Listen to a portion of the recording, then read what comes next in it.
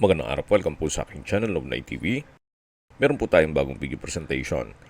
Isang residential farm property, may lot area na 750 square meters. Napaganda po nito para sa inyong retirement o bahay bakasyunan.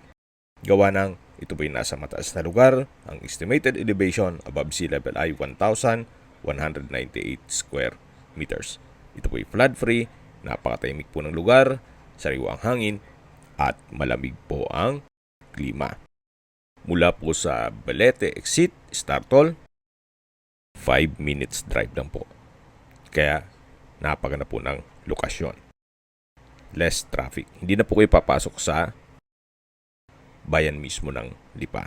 Kaya kung galing Manila, SLEX, Startol, then Balete Exit, at dito na po sa property. Tunghayan niyo po itong napagandang lupain kung saan meron po mga puno ng saging at ilang puno ng nyog. Patag naman po ang lupa, kaya usable naman po lahat.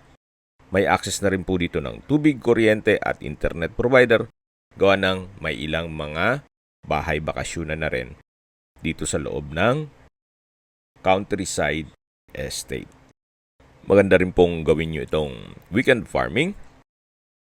Para kung stress kayo sa trabaho, then every weekend, pupunta lang kayo dito. Total, 1 hour and 14 minutes drive lang po ito mula Metro Manila.